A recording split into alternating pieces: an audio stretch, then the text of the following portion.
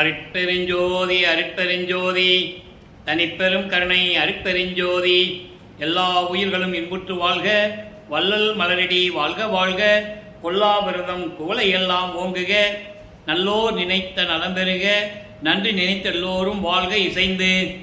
உலக மக்களே, அறிவார்ந்த அன்பர்களே, ஆண்மநேய ஒருமைப்பாடுடைய அன்பர்களே, வல்லப்பமான அருளிய திருவிற்பாவிலிருந்து அருட்பெருஞ்சோதி ஆண்டவருடைய அருள் நிலையையும், அருட்பெருஞ்சோதி ஆண்டவர் ஏன் தனது மகனை, அதாவது வள்ளல் பெருமானை இந்த பூலோகத்திற்கு வருவிக்க செய்தார் என்பதையும், அவர் தோன்றி துணையாக இருந்த காலகட்டங்களில், சென்னையிலே 33 ஆண்டுகள் இருந்த காலகட்டங்களில் ஒவ்வொரு 8 ஆண்டுகளிலும் அவருடைய நிலை எப்படி இருந்தது என்பதை திருவருட்பாவின் பாடலின் மூலமாக நாம் பார்த்து கொண்டிருக்கிறோம்.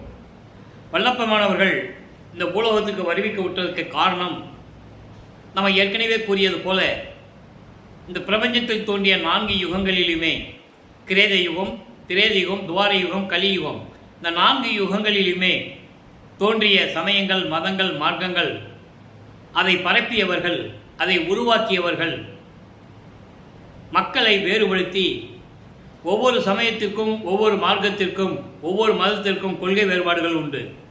இப்படியெல்லாம் மக்களை பிரித்து அந்த மக்களுக்கு ஏற்றபடி அவர்களுடைய கர்த்தாக்களுடைய உருவங்களை அமைத்து சைவ சமயத்தின் தலைவனாகிய சிவபெருமான், வைஷ்ணவ சமயத்தின் தலைவன் திருமால், கௌபாரம் சமயத்தின் தலைவன் முருகன், காணாபத்தியம் விநாயகன், இப்படி ஒவ்வொரு சமய தலைவர்களை எல்லாம் உருவகப்படுத்தி அதற்கேற்றபடி ஆலயங்களை அமைத்து மக்களை வழிபட செய்து விட்டார்கள். மக்களும் இதுவரையில் வழிபட்டு கொண்டிருக்கிறார்கள். ஏற்கனவே அவங்கள் யுகங்கள் அழிந்தவுடனே அந்த யுகங்களில் தோன்றிய இந்த சமயங்கள், மதங்கள், மார்க்கங்கள் எல்லாமே அழிந்து விட்டது என்ற நிலை அவர்களுக்கு தெரியாமல், மக்களுக்கு தெரியாமல் இன்னும் இருந்து கொண்டிருக்கிறார்கள். இதை பற்றி மக்களுக்கு யாருமே சொல்லவில்லை. அதெல்லாம் அழிந்து விட்டது, அந்தந்த யுகத்தோடு முடிஞ்சு போச்சு அப்படின்னு யாரும் சொல்லலை. அதை மக்களிடம் கூறுவதற்காகத்தான் இறைவனுடைய மகனாக வல்லப்பெருமானவர்கள் இந்த பூலோகத்திற்கு ஒரு தாயின் வழியாக வருவிக்க விட்டார் என்பதை முன்னுரையாக பார்த்து கொண்டிருக்கிறோம். இப்போ வல்லப்பெருமானவர்கள் ஒரு தாயின் கருவறையில் இருக்கும்போது அங்கே இருவனுடைய திருவிளையாடல் எப்படி நடந்தது என்பதையும், 5 மாத குழந்தையாக இருக்கும்போது சிதம்பரத்திலே தனது மகனுக்கு சிதம்பர ரகசியத்தை காட்டியதையும், சிதம்பர ரகசியம் என்பது அருட்பெருஞ்சோதி ஆண்டவருடைய உண்மையான சுயரூபம், இறைவன் எப்படி இருப்பான். இதுவரையில் எல்லாமே கற்பனைகளில் கூறப்பட்ட உருவங்கள் தான், தத்துவங்களின் அடிப்படையில் உருவாக்கிய உருவங்கள் தான் இதுவரையும் மக்கள் வழிபட்டு கொண்டிருக்கிறார்கள். ஆனால் தன் மகனுக்கு உண்மையாக வெட்ட வெளியாக தனது மகனுக்கு சுயரூபத்தை காட்டினார் என்பதையெல்லாம் பார்த்துவிட்டோம். இப்போது ராமையா பிள்ளை அவர்கள், அதாவது மருதூரில் என்ற கிராமத்திலே ராமையா பிள்ளை சின்னையம்மர் அவர்களுடைய இல்லற வாழ்க்கையில் இறைவனுடைய மகனாக இவர் வருவிக்க உற்றார். நான் ஏற்கனவே கூறியது போல் அவங்களுக்கு ஏற்கனவே உலகிலே பிறந்த குழந்தைகள் 4 பேர், 2 ஆண் பிள்ளைகள், 2 பெண் பிள்ளைகள். அவர்கள் பிறந்தவர்கள். இவர் இறைவனால் வருவிக்க உற்றவர். இறைவனுக்கு ஒரு காரியம் இந்த பூலோகத்தில் நடக்கணும்னா ஒரு மகனை வருவிக்க செய்வார். அந்த அடிப்படையில் வருவிக்க உற்றவர் என்பதை பார்த்து கொண்டிருக்கிறோம்.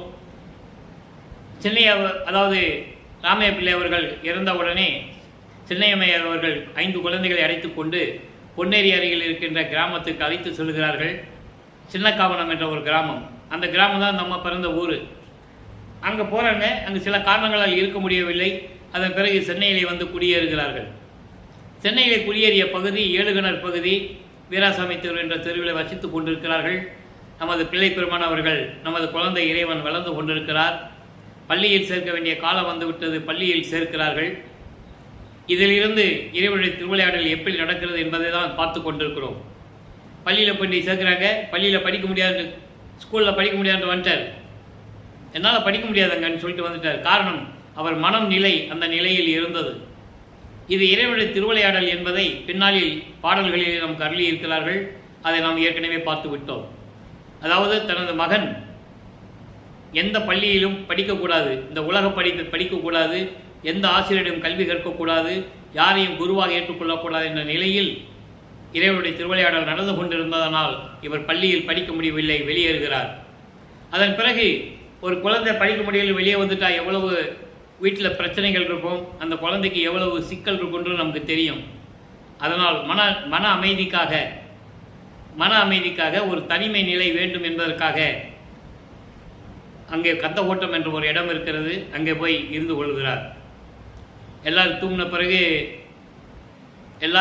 பிறகு இவர் வர்றது, எல்லாம் எந்திரிக்கிற முன்னால் இவர் போயிடுறது. இந்த நிலையில் இருந்து கொண்டிருக்கும் போது இறைவனுடைய திருவிளையாடல் நடந்து கொண்டிருக்கிறது. 8 ஆண்டுகள் முடிந்து விட்டது. 9வது ஆண்டு தொடக்கத்தில் அருட்பெருஞ்சோதி ஆண்டவர் தன் மகன் முன் எழுந்தருளி, மகனே, நீ என்னால் வருவிக்க விட்டவன், என் குலத்தின் மூத்த மகன் நீ. உன்னால் சில காரியங்கள் இந்த பூலோகத்தில் நடக்க வேண்டியது இருக்கிறது, அதனால் உன்னை வருவிக்க செய்தேன். உனக்கு முன்பருவம் பின்பருவம் காட்டி அருள் செய்வன் என்று கூறி, ஞானத்தை பெற்றுக்கொள் மகனே என்று கூறி மறைந்து விடுகிறார். நமது பிள்ளை பெருமானவர்கள் தந்தையிடமிருந்து ஞானத்தை பெற்றுக்கொள்ளுகிறார். நல்லா கவனிக்கணும், ஞானம் மட்டும்தான் கிடைக்கும், மெஞ்ஞானம் கிடைக்காது. இந்த நிலையில் அருட்பெருஞ்சோதி ஆண்டவர் தான் இறைவன். அவருடைய நிலைகள் எப்படி இருக்கும் என்று அப்போ அவருக்கு தெரியாது. சுத்த சன்மார்க்கம் என்னென்ன அவருக்கு தெரியாது. இதெல்லாம் மறைப்பு நிலையில் இருக்கிறது. காரணம், தன் மகனை சமயங்களில் கூறப்பட்ட நெறிமுறைகளை பின்பற்றி கொண்டு இருக்க செய்ய வேண்டும், சமய நெறிகளில் இருக்க வேண்டும், மத நெறிகள் மார்க்கனுடைய நெறிகளை பின்பற்றி கொண்டிருக்க வேண்டும் என்ற காலத்தின் கட்டாயத்தில் இறைவனுடைய திருவிளையாடல்களினால் நமது பிள்ளை பெருமானவர்கள் அந்த நிலையில் இருந்து கொண்டிருக்கிறார். இப்போது சைவ சமயத்திலிருந்து வருவிக்க விட்டதனால் சைவ சமயத்தின் தலைவனாகிய சிவபெருமானை ஏற்றுக்கொண்டு நமச்சிவாய சிவாய நம என்று பாடல்களை பாடிக்கொண்டு, ஏனென்றால் இறைவன் ஞானத்தை பெற்ற பிறகு பாடல்கள் பாடுகின்ற ஆற்றலை பெற்றுக்கொள்கிறார். அப்போ சிவபெருமானை பற்றி பாடுகிறார். 1ஆம் திருமுறை உருவாகிறது. சிவனே சிவென்பா என்ற பதியத்திலிருந்து நாம் பார்த்து கொண்டிருக்கிறோம். மொத்தம் 100 பாடல்கள். இந்த 64வது பாடல் நல்லா கவனிங்க. இப்போ சிவபெருமான் தான் அவர் வழிபடணும். நமச்சிவாய சொல்லணும், சிவாய நம சொல்லணும், மந்திரங்கள் சொல்லணும், வழிபடணும், உருவ வழிபாடு செய்யணும், எல்லாம் செஞ்சுதான் ஆகணும். சரியை கிரியை யோகம் என்ற 12 நிலைகள் அவர் இருக்கணும். இப்போ அதுக்கப்புறம் இது தேவையில்லை, மக்களுக்கு பயனற்றது, தேவையற்றது, இது பொய்யானது என்று சொல்லி மக்களிடம் சொல்ல வேண்டும். அந்த நிலையில் இருந்து கொண்டுதான் இப்போ பிள்ளை பெருமானவர்கள் இங்கே இருந்து கொண்டிருக்கிறார். காரணம், இந்த பிரபஞ்சம் தோன்றிய காலத்திலிருந்தே எத்தனையோ முனிவர்கள், ரிஷிகள், மகான்கள், கற்றவர்கள் எல்லாமே வந்தாங்க. ஆனால் இந்த நிலையை யாரும் உலக மக்களுக்கு சொல்லலை. அந்த நிலையை கூறுவதற்காகத்தான் பிள்ளை பெருமானவர்கள் இந்த பூலோகத்திற்கு வருவிக்க விட்டார் என்பதை நீங்கள் புரிந்து கொள்ள வேண்டும். பாடலை பாருங்க.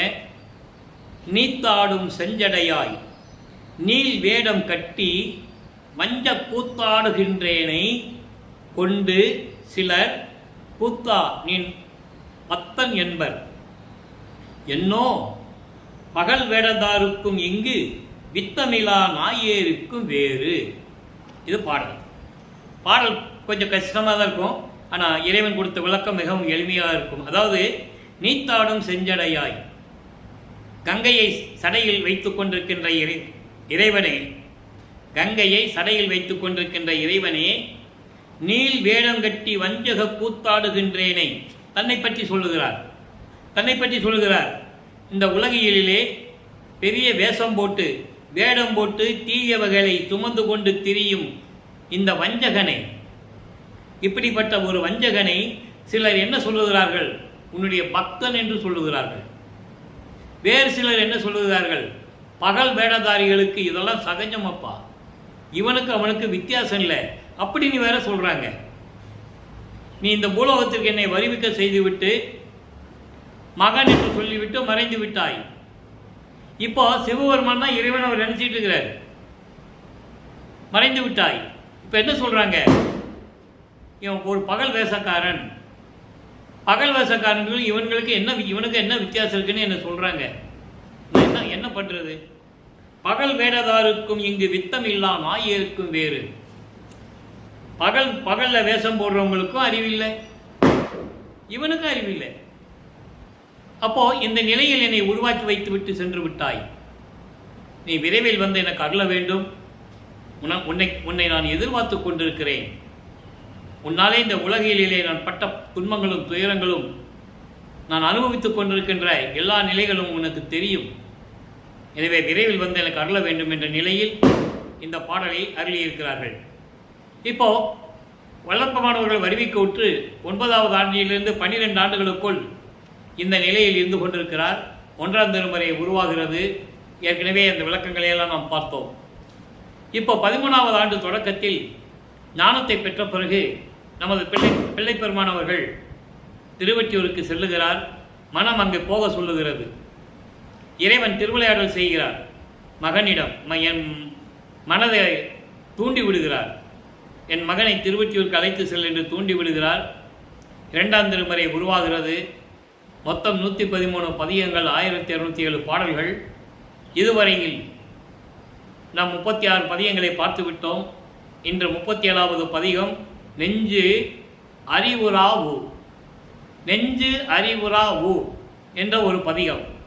இந்த பதிகத்தினுடைய பொருள் என்னவென்றால், அதாவது மனதிடம் அறிவுரை சொல்லுவது, மனசுக்கு அறிவுரை சொல்லுவது. நான் சொல்கிறத நீ கேளு, நீ கேட்கலன்னா என்ன நடந்தாலும் என் மீது பழி இல்லை. நீ என்ன தப்பாக நினைக்கக்கூடாது, என் மேலே நீ பழி சுமத்தக்கூடாது. இந்த நிலையிலிருந்து மனதிடம் அறிவுரை கூறுவது. இன்னைக்கு 1வது பாடல் நல்லா கவனிங்க. இதெல்லாம் நீங்கள் கவனிச்சுட்டே வந்தால் தான் வள்ளற்பெருமானுடைய நிலை உங்களுக்கு புரியும். வள்ளற்பெருமானவர்கள் இந்த பூலோகத்திற்கு வருவிக்க உற்றவர். அது அந்த வார்த்தையை நீங்கள் கவனிச்சுக்கிட்டே வரணும். இறைவனுடைய மகனாக இந்த பூலோகத்திற்கு வந்தவர். என்ன காரணத்துக்காக வந்தவர் என்பதை தான் நம்ம பார்த்துட்டு இருக்கோம். என்னது அன்று கான் வாழ்க்கையில் சார்ந்த இன்ப துன்பங்கள் இருவினை பயனால். முதல்ல பாடலை படிச்சிடுறேன், அதுக்கப்புறம் விளக்கம். என்னது அன்று கான் வாழ்க்கையில் சார்ந்த இன்ப துன்பங்கள் இருவினை பயனால் மண்ணும் மும்மல மடம் செறி மனனே. மனதை சொல்லுகிறார். மனனே என்பது மனமே. மண்ணும் மும்மல மடம் செறி மனனே வாழ்தியோ இங்கு வல்வினைக்கு இடமாய் உண்ண நல் அமுதாம் உள்ள, அதாவது உண்ண நல் அமுதாம் சிவபெருமான் உற்று வாழ்ந்திடும் ஒற்றியூருக்கு இன்றே இன்னல் அற்றிட செல்கிறேன் உனக்கும் இயம்பினேன் பலி இல்லை என் மீதே. இதான் நெஞ்சு அறிவுரு ஊன் பேர். அதாவது இருக்கிறத சொல்லிடுறது, மனசுக்கிட்ட அறிவுரை சொல்கிறது. இதுக்கு மேலே என்ன நடந்தாலும் என் மேலே பழி சொல்லாது. அந்த நிலையில் இருந்து கொண்டு இந்த பாடல், இந்த பதிகம். இப்போ பாடலுடைய விளக்கம் பாருங்க. மனமே, நல்வினை தீவினை என்று இரு வினைகளால் வருகின்ற உலகியல் சார்ந்த இன்ப துன்பங்கள் எல்லாம் என்னால் வருவது அல்ல. அதுக்கு எனக்கு சம்பந்தம் இல்லை. மனதிடம் சொல்லுகிறார், எனக்கு அதுக்கு சம்பந்தம் இல்லை. மனமே, இந்த உலகியல் சார்ந்த இன்ப துன்பங்கள் எல்லாம் இருவினை பயனால், நல்வினை தீவினை என்ற பயல்களினால் வருவது என்னால் அல்ல. எனக்கு அதுக்கு சம்பந்தம் கிடையாது. எனக்கு அதுக்கு சம்பந்தம் இல்லை. மும்மலம் மட செறி மனனே, மும்மலங்களால் சூழ்ந்த அறியாமையில் இருக்கின்ற மனமே. மும்மலம் என்பது ஆணவம், கண்மம், மாயை. மனம் அப்படிதான் இருக்கும். மாயைகளை சிக்கிக்கும். மாயைகள் மயக்கங்களில் சிக்கிக்கிட்டு உலக ஆசைகளாகிய, உலக விடயங்களாகிய மண்ணாசை, பெண்ணாசை, பொன்னாசையில் மாட்டிக்கிட்டு அதாவது துன்பங்களை, இருவில் நல்விலை தீவிலை போன்ற பயன்களால் அனுபவிச்சுக்கிட்டு இருக்கிறது மனம். அதை சொல்றாரு, மும்மல மடம் செறி மனனே. மும்மலத்தை சுமந்து கொண்டு இருக்கின்ற, அறியாமையில் இருக்கின்ற மனமே, நீ இந்த பூலோகத்தில் நீ வாழ்ந்து விடுவாயா? உன்னால் வாழ முடியுமா? எவ்வளவு பிரச்சனைகள் இருக்கிறது. வல்வினையால், சீய சக்திகளால் நீ மாட்டிக்கொண்டு இந்த பூலோகத்தில் நீ வாழ்ந்துருவியா? உன்னால் வாழ முடியாது. அதனால் நான் சொல்கிறேன், நான் என்ன சொல்கிறேன்னா, அதாவது நல்ல அருளை தரக்கூடிய திருவொற்றியூரில் இருக்கின்ற சிவபெருமான் அவரிடம் சென்று, நான் இப்பொழுதே சென்று இந்த இன்பத் துன்பங்கள் எல்லாம் நீக்கும்படி நான் சொல்லுகிறேன். அதுக்காக நான் திருவொற்றியூருக்கு போகிறேன். நீயும் வா என்னோட. அப்புறம் எனக்கு இப்படி கஷ்டப்படுறேன், இப்படி துன்பங்கள் அனுபவிக்கிறேன்னு நீ சொல்லாத. என்மேல் பழி இல்லை. நான் வருவதற்கு முன்னாலே உனக்கு சொல்லுகிறேன் மனமே, மும்மலங்களால் ஆணவம் கண்மம் மாயை ஆணவத்தாலும் செருக்காலும் இந்த உலக ஆசைகளில் சுமந்து கொண்டிருக்கின்ற மனமே, என் மீது பழி இல்லை. நான் உண்மையை உள்ளதை உன்னிடம் சொல்லிவிட்டேன். இதெல்லாம் நீங்க வேண்டுமென்றால் திருவொற்றியூரில் இருக்கின்ற சிவபெருமானை வழிபட செல்ல வேண்டும். நான் இன்னைக்கு திருவொற்றியூருக்கு போகிறேன், நீ என்னுடன் வா. வந்தால் உனக்கு நன்மை கிடைக்கும். நீ வரவில்லை என்றால் என் மீது பழி இல்லை. என் மேலே பழி சொல்லாத, என்னை விட்டுட்டு போயிட்டேயே, இவ்வளோ கஷ்டமாக இருக்குன்னு சொல்லி பழி சொல்லாத அப்படின்ற நிலையில் இந்த பாடலை நமக்கு அருளி இருக்கிறார்கள். குறிப்பாக மனதை வைத்தே சில பதியங்கள் வளர்ப்பமானவர்கள் நமக்கு அருளி இருக்கிறார்கள். காரணம், மனம்தான் எல்லாவற்றிற்கு காரணம். மனம் ஒரு நிலையில் இருக்காது. மனம் ஒரு குரங்கு என்று சொல்லுவார். குரங்கு போல தாவி தாவி சென்று கொண்டிருக்கும். அந்த மனதை நாம் தான் கட்டுப்படுத்த வேண்டும். அந்த நிலையில் இருந்து கொண்டு இந்த பாடலை நமக்கு அருளி இருக்கிறார்கள். ஆக பிள்ளைப்பெருமானவர்கள் இந்த 2ஆம் திருமுறை உருவாகும் போது 16 ஆண்டுகளுக்குள் இருந்து கொண்டிருக்கிறார். 13வது ஆண்டிலிருந்து திருவொற்றியூருக்கு செல்ல ஆரம்பிக்கிறார். அங்கே எந்த விதமான அருளும் கிடைக்கவில்லை என்பதனால் திருமுல்லை வாயிலுக்கும் செல்லுகிறார், திருவள்ளித்தாயத்துக்கும் செல்லுகிறார். இங்கே திருவொற்றியூரில் இருக்கின்ற இறைவனை தியாகராஜ பெருமான் என்று சொல்லுவார், சிவபெருமான் என்று சொல்லுவார், அங்கே மாசிலாமணி என்று சொல்லுவார் திருமுல்லை வாயில் இருக்கின்ற இறைவனை. இப்படியெல்லாம் காலாலே நடந்து கொண்டு கால் வலிக்க நடந்து சென்று இறைவனிடந்து எப்படியாவது அருளை பெற வேண்டுமே என்ற நோக்கத்தில் பிள்ளை பெருமான் அவர்கள் மிகவும் துன்பப்பட்டு கொண்டிருக்கிறார்கள். இறைவனுடைய மகன் என்று தெரியும், நல்லா கவனிக்கணும். நீங்கள் இறைவனுடைய பிள்ளைன்னு தெரியும். இறைவன் ஏன் இப்படி நம்மளிடம் திருவிளையாடல் செய்கிறார் என்ற நிலையில் அவர் இருந்து கொண்டிருக்கிறார். இப்படியெல்லாம் பாடல்களை பாடிக்கொண்டு இருந்து கொண்டிருக்கிறார். இப்போ 1824ஆம் ஆண்டிலிருந்து 1840 ஆண்டுகள் வரை, இந்த 16 ஆண்டுகள் வரையிலும் நமது பிள்ளைப்பெருமானுடைய நிலை இப்படிதான் இருந்து கொண்டிருக்கிறது. இதற்கிடையில் அவர் அனுபவித்துக் கொண்டிருக்கின்ற அந்த ஏளன பேச்சுகள், கிண்டல்கள், துன்பங்கள், துயரங்கள், அவமானங்கள் எல்லாவற்றையும் தாங்கிக் கொண்டிருக்கிறார். காரணம், வீட்டிலே இருக்கிறது இல்லை, யார் பேச்சையும் கேட்க முடியாது, வெளியே இவருடைய இறைவனுடைய மகன்னு சொல்லவும் முடியாது. இந்த நிலையில் இருக்கும்போது அவருடைய நிலை எப்படி இருக்கும் என்று நீங்கள் கொஞ்சம் சிந்தித்து பார்க்க வேண்டும். ஆக இந்த நிலையில் 16 ஆண்டுகள் வரையில் சென்னையிலே மொத்தம் 33 ஆண்டுகள் இருக்கிறார். 16 ஆண்டுகள் வரையிலும் இந்த நிலையில் இருந்து கொண்டிருக்கிறார். நம்ம ஒவ்வொரு பதியாக பார்த்து கொண்டிருக்கிறோம். இந்த 16 ஆண்டுகளுக்குள் இருந்த நிலையை நாம் பார்த்த பிறகு 2ஆம் திருமுறை முடிந்த பிறகு 3ஆம் திருமுறையிலே அதற்கப்புறம் 17வது ஆண்டிலிருந்து 24 ஆண்டுகளுக்குள் எப்படி இருந்தார் அந்த 8 வருஷம், அதுக்கப்புறம் 25வது ஆண்டிலிருந்து 33 ஆண்டுகள் வரைக்கும் அந்த 8 வருஷத்தில் அவருடைய நிலை என்ன என்பதை பகுதியாக பிரித்து பார்த்து கொண்டிருக்கிறோம். இப்போ சுத்த சன்மார்க்கத்தை வாங்கின பிறகு அதை தொடர்ச்சியாக சொல்லணும்.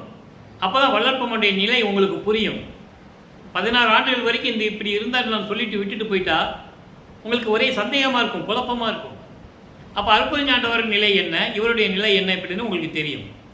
இப்போ பாருங்கள், அங்கே சமயங்களை சார்ந்திருந்த போது, சிவபெருமானை வழிபட்டு கொண்டிருந்த போது மனதிடம் எப்படி அறிவுரை கூறுகிறார் என்பதை நம்ம பார்த்தோம். நல்வினை தீவினை 2 வினைகளால் வருகின்ற இந்த இன்பத் துன்பங்கள் எல்லாம் நம்ம போக்கணும். அதுக்காக தான் நான் திருவொற்றியூருக்கு இன்றைக்கி போகிறேன், நீ என் கூட வா, நீ வரலைன்னா என் மேலே பழி சொல்லாத, எனக்கு அதுக்கு சம்மந்தம் இல்லை அப்படின்லாம் சொல்கிறத நம்ம பார்த்துட்டோம். இப்போது சுத்த சன்மார்க்கத்தை பெற்ற பிறகு அருட்பெருஞ்ஜோதி ஆண்டவருடைய தந்தை, அவருடைய தந்தை என்ற நிலையில் இருந்து கொண்டு எப்படியெல்லாம் அருளை பெற்றுக்கொண்டார் என்பதை 6ஆம் திருமுறையிலே 116வது பதிகம் ஆடேடி பந்து என்ற பதிகத்தில் இருக்கிற பாடல்களை பார்க்க போகிறோம். காரணம், 2ஆம் திருமுறை அதாவது 16 ஆண்டுகளுக்குள் இருந்த அவரின் நிலைக்கும் சுத்த சன்மார்க்கத்தை பெற்ற பிறகு அவருடைய நிலைக்கும் உள்ள வேறுபாடு உங்களுக்கு தெரியணும். இங்கே அங்கே மனதிடம் நேரடியாக சொல்லுவார், இங்கே தோழியிடம் சொல்லுவது போல, அதாவது மனதை தோழியாக உருவகப்படுத்தி சொல்லுகிறார். ஒரு தோழியிடம் எப்படி பேசுவார்கள், 2 பெண்கள் சேர்ந்து விட்டால் எப்படி பேசிக்கொள்ளுவார்கள், அந்த நிலையில் இருந்து கொண்டு இந்த பாடலை நமக்கு அள்ளியிருக்கிறார்கள். அற்புதமாக இருக்கும். ஆடேடி பந்து 1வது பாடல். மனதிடம் சொல்லுகிறார். மனதை தோழியாக உருவகப்படுத்தி இந்த பாடலை நமக்கு அருளியிருக்கிறார்கள். பாடலை சொல்கிறதுக்கு முன்னாலேயே நமக்கு அப்படியே உடம்பெல்லாம் புல்லரிக்கும். அவ்வளோ அருமையான பாடல். உங்களுக்கு அந்த வித்தியாசம் தெரியணும். அதாவது சமயத்தை நாடி இருக்கும்போது உடம்பெல்லாம் திருநீர் பூசிக்கிட்டு உத்திராட்சமணியை மாட்டிக்கிட்டு நமச்சிவாயா சிவாயன்னு சொல்லும்போது அவருக்கு எந்த விதமான பலனும் இல்லை, அருளை பெற முடியவில்லை. சுத்த சன்மார்க்கத்தை பெற்ற பிறகு அவருடைய தந்தை திருவிளையாடல் எப்படி இருந்தது கவனிங்க. வாலி என் தோழி மனதை வாழ்த்துகிறார். நான் ஏற்கனவே சொன்னேன்ல, மனதை தோழியாக வர்ணனை செய்து இந்த பாடல். 2 தோழிகள் விளையாடினால், 2 தோழிகள் உரையாடினால் எப்படி இருக்கும்? வாலி என் தோழி என் வார்த்தை கேள். தோழி நான் சொல்லுவதை கேள். என்றும் மரணமில்லா வரம் நான் பெற்றுக்கொண்டேன். அண்டர்லைன், முக்கியமான வார்த்தை. மரணமில்லா பெருவாழ்வை பெற்றுக்கொண்டேன் என்றும் எஞ்ஞான்றும். இது ஒரு பாடலில் சொல்லுவார். பெற்றேன் என்றும் இரவாமை வேதம் தவிர்ந்தே இறைவன் என்னை உற்றே கலந்தான். நானும் அவனை உற்றே கலந்தேன் ஒன்றானும். எற்றே அடியேன் செய்த தவம் யாரே புரிந்தார். இன்னமதம் துற்றே உலகே நீவிர் வாழ்க வாழ்க துணியற்றே. இந்த பாடலுக்கு விளக்கம் இங்கே சொல்கிறார்ல, மரணமில்லா பெருவாழ்வை பெற்றுக்கொண்டேன். அங்கே சொல்லுவார் என்றும் பெற்றேன் இரவாமை. எனக்கு இறப்பில்லைன்னா என்ன அர்த்தம்? மரணமில்லா பெருவாழ்வு. இறைவன் என்னோட கலந்துக்கிட்டான், நான் அவனோட கலந்துட்டேன், ஒன்றாயிட்டோம். யாரும் சொன்னதில்லை இந்த பிரபஞ்சத்தில். எத்தனையோ முனிவர்கள் ரிஷிகள் 4 யுகங்களிலுமே தோன்றினார்கள். பதத்தலைவர்கள் பிரம்மன் திருமால் ருத்திரன் எல்லாமே தோன்றினார்கள். யாரும் இறைவனோட இரண்டரை கலந்ததில்லை. அவர்களுக்கு தேவையான வேலைகளை செய்தார்கள், அவ்வளவுதான். 5 தொழில்களை செய்து கொண்டிருந்தார்கள். இப்போ 5 தொழில்களை வல்லற்பமன் செய்து கொண்டிருக்கிறார். எனவே உலக மக்களே, நீங்கள் சுத்த சன்மார்க்கத்தை பெற்றுக்கொண்டு நீங்களாம் வாழ்க வாழ்க துணியற்றே. துணியன்னா துன்பங்கள் துயரங்கள் இல்லாமல் நீ வாழ வேண்டும் என்று அந்த பாடலிலே சொல்லுவார். அதை இங்கே சொல்லுகிறார். மரணமில்லா வாழ்வை பெற்றுக்கொண்டே வாலி என் தோழி என் வார்த்தை கேள். சூழியல் செஞ்சுடர் தோற்று ஒரு கீழ்பால் தூய திசை நோக்கினேன் சீர்த்திகள் சித்தி. அதாவது நான் பல சிறப்பு மிக்க பிரபஞ்சம் முழுவதும் எங்கும் செஞ்சுடர் போல் ஒளி வீசிக் கொண்டிருக்கின்ற ஒளி தோன்றிற்று கீழ் திசையில், கிழக்கு திசையில் தோன்றிற்று. அருப்பெருஞ்சோதி உதயமாகியது. இறைவன் வருகிறான். எல்லா சித்திகளையும் எல்லா புகழ்களையும் அருள்களையும் மிக்க எல்லா சித்திகளையும் பெற்றுக்கொண்டு ஊழிது ஒரு ஊழி நின்று ஆடுவேன். எங்கே சொல்றாரு? தோழியிட்ட மனதிடம் சொல்லுகிறார். கீழ் திசையை நோக்கினால் அங்க பாரு தோழி, பார், அருப்பெருஞ்சோதி உதயமாகிறது, இறைவன் வருகின்றான். அப்போ பல அருள்களையும் சித்திகளையும் நாம் பெற்றுக்கொள்ளலாம். நான் பெற்றுக்கொள்ளுவேன். ஊழி ஒரு ஊழி நின்று ஆடுவன். எல்லா யுகங்களிலும் நான் இருந்தவன். சுத்த சன்மார்க்கத்தை பெற்றுக்கொண்டு மரணமில்லா பெருவாழ்வில் இருந்து கொண்டு இந்த உடம்பை அழியாத நிலையில் வைத்துக் கொண்டிருக்கின்றவன் பிரபஞ்சத்தில் நான் ஒருவன் தான். ஆக ஊழிதோறும் ஒளி ஒவ்வொரு யுக காலகட்டங்களிலும் நான் கண்டிப்பாக இந்த பிரபஞ்சத்தை இயக்கிக் கொண்டிருப்பேன். நின்று ஆடுவேன். நின்று ஆடுவன் நான் செய்து கொண்டிருக்கிறேன். இந்த யுகம் மட்டுமல்ல, இப்போ சதுர யுகம். ஏற்கனவே இந்த யுகங்கள் அழிந்து விட்டது. கிரேத யுகத்திற்கு 17,28,000 வருடங்கள், திரேத யுகத்திற்கு 12,96,000 வருடங்கள், துவார யுகத்திற்கு 8,64,000 வருடங்கள், கலியுகத்திற்கு வெறும் 5,000 வருடங்கள். இதெல்லாம் முடிஞ்சு விட்டது. ஆயுஷ் காலம் அதுக்கெல்லாம் ஆயுள் முடிஞ்சிடுச்சு. இப்போ நம்ம சதுர யுகத்தில் இருக்கிறோம். ஒளி யுகம் என்று கூறுவார். இந்த யுகத்திற்கு ஆயுள் இல்லை. ஆக இந்த யுகம் முழுவதும் ஊழிதோறும் ஒளி உளவினும் உளப்பராது ஓங்கி வாலி என்று எனக்கு வாய்த்த நன்னிதியே. அகவல்ல உண்டு. ஊழிதோறும் ஒளி உளவினும் அழியா உடம்பை அளித்தனன் பாடல் உண்டு. அதான் இங்கே சொல்றாரே, ஊழிதோறும் ஊழி நின்று ஆடுவன். அப்படி என்னத்தம்? சுத்த சன்மார்க்கத்தை பெற்றுக்கொண்டே இறைவன் வருகிறார், கீழ்த்திசையை நோக்கிப்பார், புனிதமான கீழ்த்திசையை நோக்கிப்பார். அருட்பெருஞ்சாண்டவர் உதயமாகிறான். நான் எல்லா அருளையும் பெற்றுக்கொண்டு ஒவ்வொரு யுகத்திலையும் நான் இந்த பிரபஞ்சத்தை இயக்கிக் கொண்டிருப்பேன். நீயும் உன்னுதியே, நீயும் நினைத்தால் இங்கே மன்னர் அருள் ஆணை. மனமே, தோழியே, நீயும் என்னைப் போல் நீ நினைத்தேயானால் இந்த பூலோகத்திலே நீயும் இருக்கலாம், என்னைப் போல நீயும் இருக்கலாம். இது மன்னருடைய அருள் ஆணை. இறைவன் அருட்பெருஞ்சோதி ஆண்டவருடைய அருள் ஆணை. இது சத்தியம். எப்படி சொல்றார் பாருங்க. அதான் மரணமில்லா பெருவாழ்வில் வாழலாம். உலக மக்களை நீங்கள்லாம் சுத்த சன்மார்க்கத்து வாருங்கள் என்று சொல்லுகிறார். நினைந்து நினைந்து, உணர்ந்து உணர்ந்து, நெகிழ்ந்து நெகிழ்ந்து, அன்பு நிறைந்து நிறைந்து, ஊற்றலும் கண்ணீர் அதனால் உடம்பு நனைந்து நனைந்து. இறைவனை எப்படி எப்படி இறைவனை கும்பிட சொல்றாரு? நமச்சிவாயன் சொல்ல சொன்னாரா? சிவாய நமன் சொல்ல சொன்னாரா? இல்லை. இறைவனை உங்கள் மனதில் நினைந்து நினைந்து, அருட்பெருஞ்சோதி ஆண்டவரை நினைந்து நினைந்து இறைவனை வணங்கினார். அப்படியே கண்ணிலிருந்து தண்ணீர் வந்து உடம்பெல்லாம் நனைஞ்சிடும். அவ்வளவு அன்பு பெருகும் இறைவனை நினைத்தார். அருள் அமுதே, நன்னிதியே, ஞான நடத்தரசே. இறைவனை எப்படி கூப்பிட சொல்றார் பாருங்க.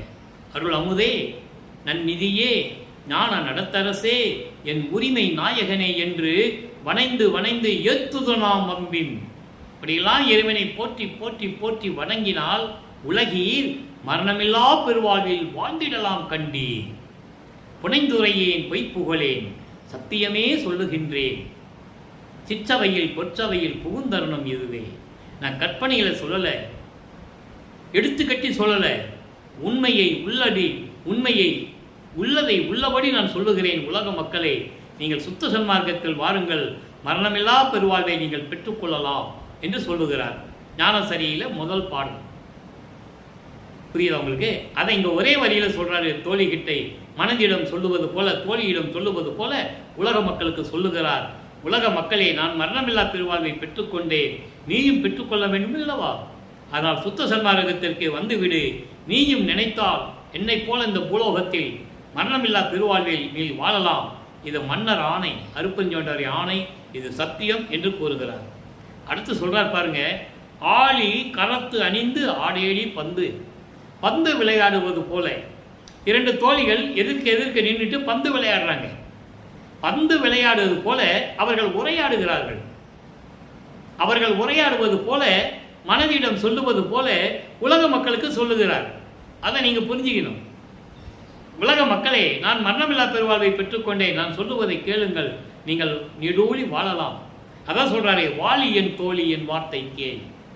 ஒரு தோழியிடம் மனதிடம் சொல்லுவது போல உலக மக்களுக்கு சொல்லுகிறார். நான் மரணமில்லா பெருவாழ்வை பெற்றுக்கொண்டேன், நீங்களும் பெற்றுக்கொள்ளலாம் இந்த பூலோகத்தில். அதற்காகத்தான் நான் வருவிக்க விட்டேன், இதை சொல்லுவதற்காகத்தான். ஆழி கரத்தணிந்து ஆடேடி பந்து. ஆழி கரம் என்பது, ஆழி என்பது ஒரு கணையாளி. கணையாளி என்பது ஒரு மோதிரம்னு வச்சுக்கோங்களேன், ஒரு அடையாள சின்னம். அது ஒரு மோதிரத்தை கையில் மாட்டிக்கிட்டு இருக்கோம், அது ஒரு அடையாளத்துக்காக மாட்டுவோம். கல்யாணம் ஆச்சுன்னா ஒரு மோதிரம் மாட்டிக்குவோம், ஒரு கல்யாண நினைவு நாளுக்காக, இல்லை ஏதோ ஒரு பிறந்த நாளில் ஒரு மோதிரம் மாட்டிக்குவோம், ஏதோ ஒரு நினைவுக்காக. இங்கே ஆழி கரத்தணிந்து என்பது சுத்த சன்மார்க்கத்தை ஏற்றுக்கொண்டு, அந்த மோதிரம் என்பது இங்கே சுத்த சன்மார்க்கம். சுத்த சன்மார்க்கத்தை நீ ஏற்றுக்கொண்டு, சுத்த சன்மார்க்க நெறிகளை பின்பற்றிக் கொண்டு நீ வாழ்க்கையில் இருந்தால் முன்னேறலாம். அடேடி பந்து. சுத்த சன்மார்க்கத்தை பெற்றுக்கொண்டு நீ வாழ்க்கையில் வாழ வேண்டும், வாழ்க்கையில் வாழ வேண்டும். அருட்பெருஞ்சோதி கண்டு ஆடேடி பந்து. அருட்பெருஞ்சோதி ஆண்டவரை நினைத்து, அருட்பெருஞ்சோதி ஆண்டவரை உள்ளத்தில் நினைத்து நீ வாழ்க்கையில் வாழ வேண்டும். சுத்த சன்மார்க்கத்தை பெற்றுக்கொண்டு வாழ வேண்டும். சுத்த சன்மார்க்கம் என்பது சமயங்களையும் மதங்களையும் மார்க்கங்களையும் சாராதது. சமயங்களிலே வேறுபாடுகள் உண்டு, முரண்பாடுகள் உண்டு, பிரிவினைவாதத்தை உண்டாக்கக்கூடியது. நீ சைவ சமயத்தை சேர்ந்தவன், நீ வைஷ்ணவ சமயத்தை சேர்ந்தவன், நீ சிவனை வழிபடுகின்றவன், இவன் திருமாலை வழிபடுகின்றவன், இவன் முருகனை வழிபடுகின்றவன், விநாயகரை வழிபடுகின்றவன். இப்படி முரண்பாடுகள் உண்டு. மார்க்கங்களிலும் உண்டு, மதங்களிலும் உண்டு. இப்போ இந்த மதங்களும் மார்க்கங்களும் சமயங்கள் எல்லாம் சேர்ந்து மக்களை பிரிவினைப்படுத்தி மக்களை துன்பங்களையும் துயரங்களையும் ஆழ்த்தி கொண்டிருக்கின்றார்கள். உலகியலிலே இப்போ நடந்து கொண்டிருக்கிறது. அதை அரசியல் என்று சொல்லுவார்கள். நாம் எதற்கும் இடம் எடுக்கக்கூடாது. ஆன்மீகம் என்பது வேறு, பிரிவினைவாதம் என்பது வேறு. மக்களுக்கு ஆன்மீகம் இருக்க வேண்டும். வல்லப்பமான் கூறுவது அதுதான். மக்களுக்கு ஆன்மீகம் இருக்க வேண்டும். சமயங்களும் மதங்களும் மார்களும் அவர்களுடைய சுதந்திரத்தின் அடிப்படையில் இருந்து கொண்டிருக்கிறார்கள், அது வேறு. ஆனால் அதில் இருந்தாலும் மக்களை பிரிக்கக்கூடிய இந்த பிரிவினைவாதத்தை ஒடுக்க வேண்டும் என்று வல்லப்பமான் அவர்கள் தெளிவாக கூறியிருக்கிறார்கள். ஆன்மீகம் என்பது வேறு. நீ வழிபட்டுக்கோ, அது உன்னுடைய சுதந்திரம். அதே நேரத்தில் மூட நம்பிக்கை பழக்க வழக்கங்களையும் பிரிவினைவாதைகளையும் இந்த ஜாதி என்ற அடிப்படையில், கீழ் ஜாதி மேல் ஜாதி என்ற அடிப்படையில் மக்களை பிரிப்பது, ஆன்மீகம் என்ற பெயரில் பிரிப்பது, இப்படிதான் இருக்க வேண்டும் என்று கூறுவது, அதெல்லாம் தவறு. அது தவறு.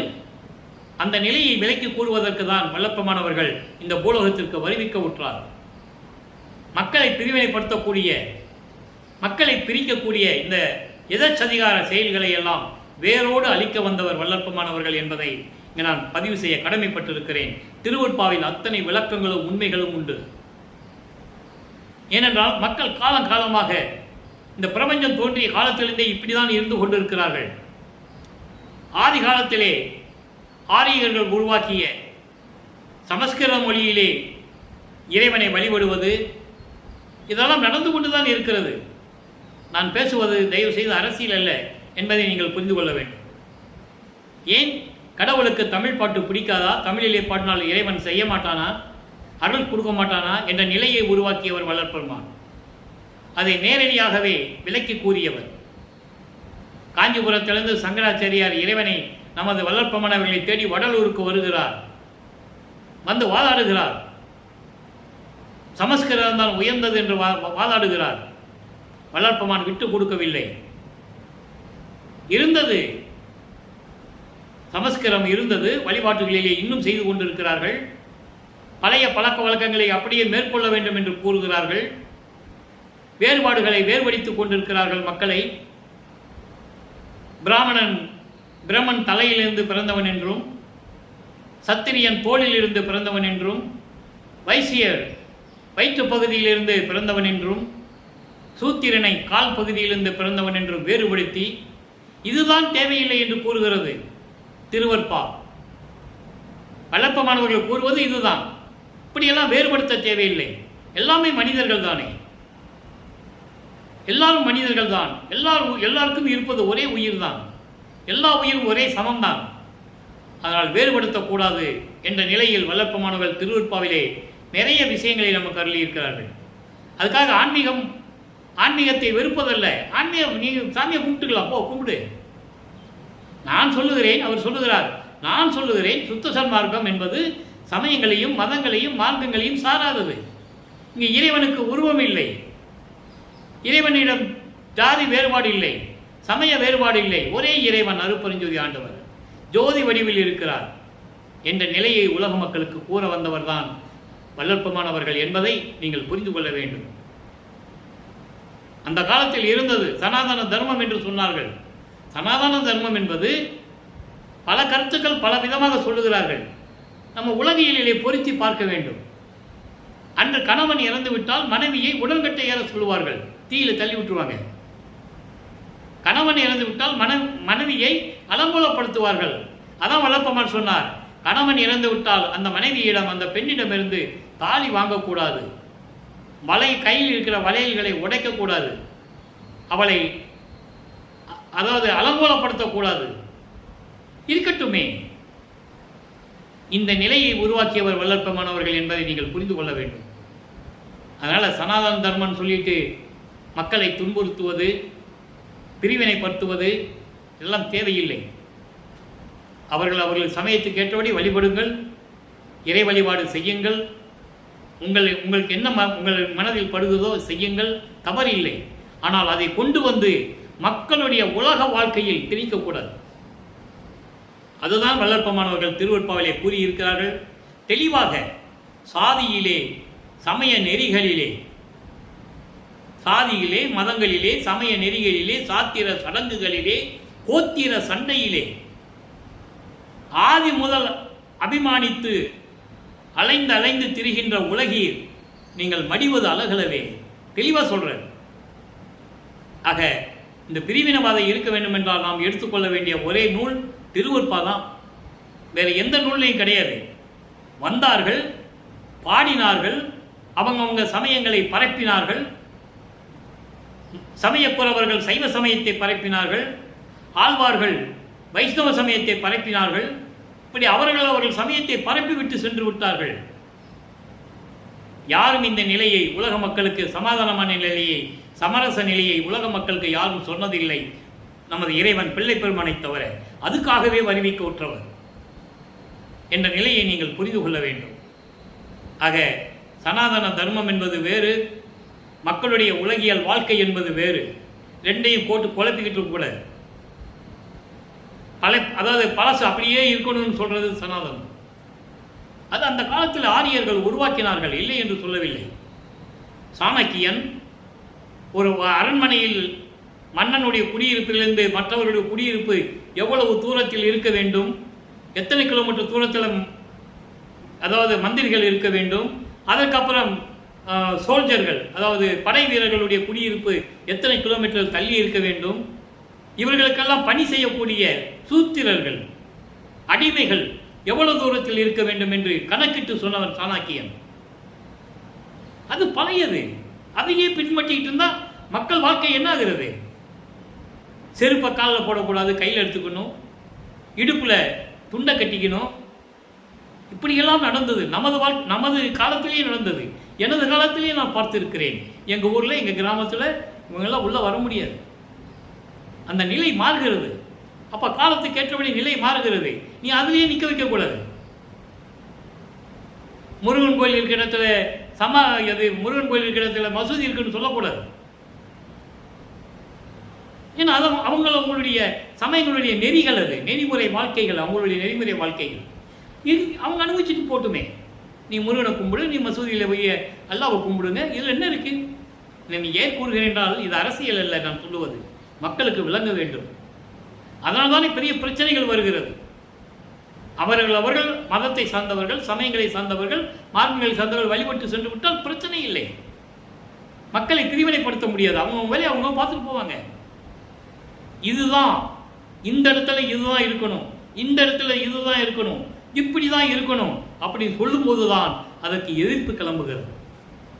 இதை சமாதானமாக்குவதற்காக, மக்களை எல்லாம் சமரசமாக வாழ வைக்க வேண்டும் என்பதற்காக அருட்பெருஞ்சோதி ஆண்டவர் மகனாகவே நமது பிள்ளை பெருமானவர்கள் வருவிக்க உற்றவர் என்பதை இங்கே நான் பதிவு செய்ய கடமைப்பட்டிருக்கிறேன்.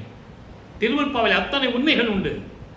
51 ஆண்டுகள் 1/1/1823 ஆண்டு தொடங்கிய திருவிளையாடல், இறைவனுடைய திருவிளையாடல் 30/1/1874 இரவு 12 மணி வரைக்கும் 51 ஆண்டுகள் திருவிளையாடல் நடக்குது. தனது மகனை சமயங்களில் இருக்க வைத்து, திருநூறு பூச வைத்து, நமச்சிவாயின்னு சொல்ல வச்சு, அதுக்கப்புறம் இதெல்லாம் பயன் இல்லை என்று சொல்ல வைக்கிறார் இறைவன் மகனை. திருவருட்பா 1ஆம் திருமுறையிலிருந்து 6ஆம் திருமுறை வரைக்கும் அவ்வளவு விளக்கங்கள் உண்டு. சிவபெருமானை கும்பிட்டவர் தான், திருநூறு பூசினவர் தான், திருநூறு பூசாத முகத்தை பார்க்காதுன்னு சொன்னவர் தான். நல்லா புரிஞ்சுக்கணும் நீங்கள். அதை அந்த விளக்கத்தை தான் இப்போ நம்ம பார்த்துக்கிட்டு இருக்கோம். அதுக்கப்புறம் ஏன் வேண்டான்னு சொன்னார்? அது பிரிவினைவாதத்தை ஏற்படக்கூடிய ஒரு செயல். அந்த பழைய முறையை மாற்ற வேண்டும். அது தேவையற்றது என்ற நிலையில்தான் சுத்த சன்மார்க்கத்தை தன் தந்தையிடமிருந்து பெற்றுக்கொண்டு எல்லாரும் சமரசமாக வாழ வேண்டும் என்ற நிலையில்தான் நமது பிள்ளை பெருமான் அவர்கள் இந்த பூலோகத்திலே 51 ஆண்டுகள் மக்களோடு மக்களாக உலாவிக் கொண்டிருந்தார். இறுதியாக 30/1/1874 இரவு 12 மணிக்கு அருட்பெருஞ்சோதி ஆண்டவர் அவரே வந்து அவர் பிரிந்த சக்தியோடு தன் மகனோடு 2 கலந்து கொண்டு இறைவனாகிறார்கள். உண்மை. அத்தனை சத்தியம் திருவருட்பாவில் உண்டு. எனவே நண்பர்களே, இப்போ நம்ம ஆடேடி பந்தல நம்ம பார்த்துட்டோம். எப்படி சொல்றார் பாருங்க. அந்த நிலையை நீங்க புரிஞ்சுக்கணும். அப்போ சுத்த சன்மார்க்கத்தை பெற்றுக்கொண்டால் மரணமில்லா பெருவாழ்வு இல்லை. எல்லாரும் சமரசமாக வாழ முடியும்.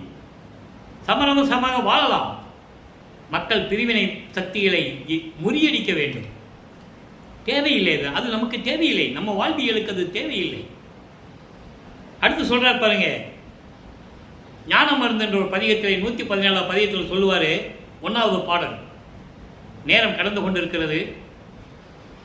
அருட்பெருஞ்சோதி மருந்து என்னை ஐந்தொழில் செய்ததற்கு அளித்த மருந்து. மருந்து என்பது கடவுளை கூறுகிறார். அதாவது உயிரினங்களுக்கெல்லாம் மருந்து போன்றவர். நோய் நொடி இல்லாமல் உயிரினங்களால் நோயற்ற வாழ்வில் வாழ வேண்டும்.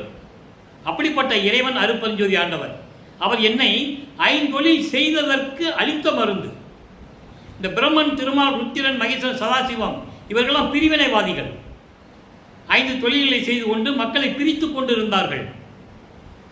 இவர்களிலிருந்து அந்த பதவிகளை பறித்து எனக்கு கொடுத்து இந்த பிரபஞ்சத்தை இயக்குவதற்காக என்னை உருவாக்கி தன் அருளால் என்னை ஆன்மகனாக பெற்றெடுத்து செல்வப்பிள்ளை என்று பெயரிட்டு எனக்கு இந்த பூலோகத்திற்கு அளித்தவர் இறைவன் அருட்பெருஞ்சோதி ஆண்டவர். அதான் அந்த வரிக்கு அர்த்தம்.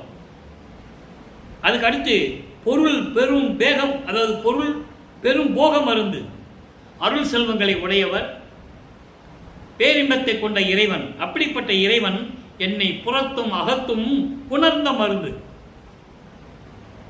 தூள தேகம், சூக்கும தேகம், காரண தேகம் என்ற தேகங்கள் உண்டு. எல்லா தேகத்திலும் என்னோடு கலந்த இறைவன் அருட்பெருஞ்சோதி ஆண்டவர் என்று கூறுகிறார். எனவே மக்களே, பிரிவினவாதத்தை ஏற்படுத்தக்கூடிய இந்த சமயங்களையும் மதங்களையும் மார்க்கங்களையும் புறம் தள்ளிவிட்டு சமரசமாக இருக்கக்கூடிய சுத்த சன்மார்க்க நெறிகளை பின்பற்றி கொண்டு சைவ நெறியில் இருந்து கொண்டு, சைவ நெறி என்பது மாமிச உணவுகளை உண்ணாமல் ஒரு உயிரை கொல்லக்கூடாது, உயிரிடத்தில் இரக்கமும் தயமும் இருக்க வேண்டும், ஜீவகாருண்ய ஒழுக்கத்தில் இருக்க வேண்டும், பசி என்று ஒருவன் கேட்டால் நம்மளால் முடிந்த அளவு பசியை போக்க வேண்டும், ஜீவகாருண்யமே கடவுளின் வழிபாடு என்று கூறுகிறார். மோட்ச வீட்டின் திறவுகோல் என்று கூறுகிறார். மோட்ச வீட்டின் திறவுகோல் என்பது சுத்த சன்மார்க்கம். சுத்த சன்மார்க்கம் இருந்தால் தான் பூட்டை வச்சு திறக்க முடியும். சுத்த சன்மார்க்கம் தான் சாவி. பூட்டை திறக்கணும்னா சுத்த சன்மார்க்கம் இருக்கணும். அப்போ சுத்த சன்மார்க்க நெறியில் இருந்து கொண்டு தான் ஜீவகாருண்யத்தை பண்ண வேண்டும். அதான் ஜீவகாருண்ய ஒழுக்கம் என்று கூறுகிறார். எனவே அன்பர்களே, நீங்கள்லாம் ஒற்றுமையாக இந்த பிரிவினை சக்திகளெல்லாம் விட்டுவிட்டு பெற்றோர்களை மதித்து பெற்றோர்களுக்கு பணிவிடை செய்து அன்போடும் பாசத்தோடும் நேசத்தோடும் உயிர் மேல் இரக்கம் கொண்டும் தயவு கொண்டும் நீங்கள் அருட்பெருஞ்சோதி அருட்பெருஞ்சோதி தனிப்பெருங்கனை அருட்பெருஞ்சனை மகாமந்திரத்தை சொல்லி அருட்பெருஞ்சோதி ஆண்டவரை வணங்கி இறைவனுடைய எல்லா அருள்களையும் செல்வங்களையும் நீங்கள் பெற்றுக்கொண்டு இந்த வையகத்தில் நீங்கள் வாழ்வாங்கு வாழ வேண்டும், நோயற்ற வாழ்வில் நீங்கள் வாழ வேண்டும் என்று இறைவனுடைய தயவாலையும் கருணையாலையும் உங்களை வாழ்த்தி வணங்கி விடைபெறுகிறேன். இந்த வள்ளலார் ஊழியன். மீண்டும் நாளை சந்திப்போம். நன்றி, வணக்கம். அருட்பெருஞ்சோதி அருட்பெருஞ்சோதி தனிப்பெரும் கருணை அருட்பெருஞ்சோதி. நாளையும் இறைவனுடைய விளக்கம் வரும். கேட்டு மகிழ்ந்து இறைவனுடைய அருளை பெற்றுக்கொள்ளுங்கள்.